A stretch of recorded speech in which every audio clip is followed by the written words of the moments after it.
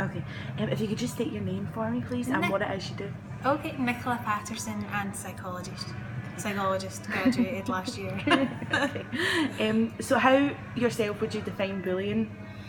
Bullying is the process of one or more individuals harassing another individual for them to make them feel humiliated or low about themselves and lower their own self-image. In adults, do you get a lot of people that have experienced bullying, like from your experience? Do you come across it a lot? I don't come across it in the sense that people admit that they've been bullied. I come across it in the sense where I will perceive that they have been bullied, but I personally don't think people like to admit that they've been bullied themselves that work in an older adulthood. Why do you think that is? Because it's perceived mainly as children get bullied and it's a young thing to complain about because the media say that, and also other people tend to, it's almost like your self-esteem, you don't want to lower your self-esteem by admitting that. It's the same with many other disorders. You wouldn't go and admit that you're depressed a lot of the time. I'm not saying that for everyone, but for like anxiety and stuff like that, it's not the first thing they're going to admit. Therefore, a lot of the time, people who are being bullied will turn it on themselves. Maybe it's something I'm doing wrong instead of what they're doing wrong themselves. What else do I ask? Ways to cope.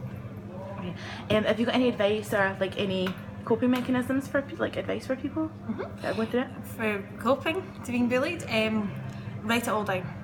I'm a massive believer in writing a diary full of thoughts, full of feelings, just writing it all down. You can rip it up, you can do what you wish with it, but definitely writing it down, focusing on your own self, like realising what you want out of the situation, kind of analysing your own being bullied situation in the sense of who's doing it, how do I feel about it, what's making it happen, what could I change in my environment to stop this, because the whole aspect of bullying is you can't stop necessarily what they're doing because you may not want to confront them, but you could confront them, you know, by all means, if you feel brave enough to confront them, if you feel that's possible, then do it.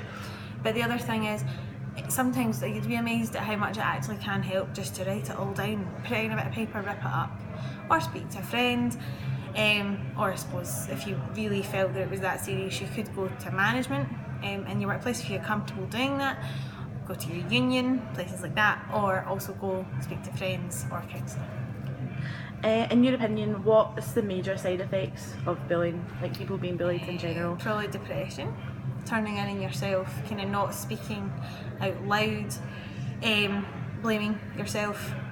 And I think there's a lot of coping mechanisms that in adulthood you don't have in childhood, is to do with like drinking, smoking more, doing things that are like unhealthy behaviours as coping mechanisms, and also ways just to deflect attention from it, or using humour as a coping mechanism as well. A lot of people will laugh it off, and on the outside they'll seem absolutely fine, and it's kind of this perception of not being bullied, it's alright, whereas on the inside it's hurting them.